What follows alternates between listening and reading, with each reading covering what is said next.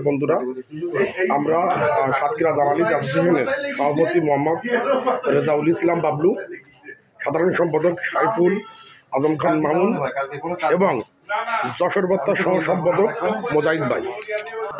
সকালের নাস্তা প্রায় শেষ পর্বে।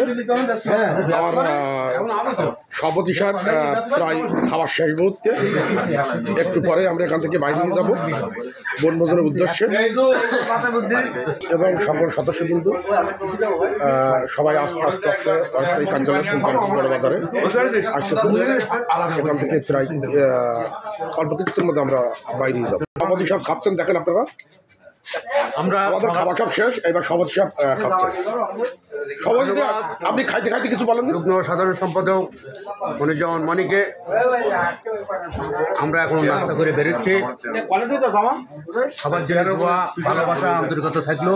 আপনারা আমাদের জন্য দোয়া করবেন, আর বাদ বাকি ওখানে গিয়ে লাইভ হবে। কার্যকারী সদস্য রুস্তম আশা রিপন কিছু বলবেন। বিসমিল্লাহির রহমানির রহিম। আসসালামু আলাইকুম।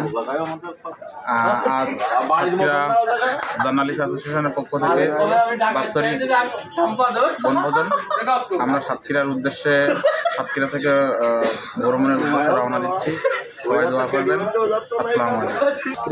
জার্নালিস্ট অ্যাসোসিয়েশনের একজন সদস্য, সাতক্ষীরা নিউজ জার্নালিস্ট অ্যাসোসিয়েশনের একজন কার্যকরী সদস্য এবং দৈনিক খবর সব রকম পত্রিকার সম্পাদক মালিক ভাই বলছিলাম। এখন আমরা এই মুহূর্তে রওনা দিচ্ছি আমাদের বার্ষিক বনভোজনের উদ্দেশ্যে।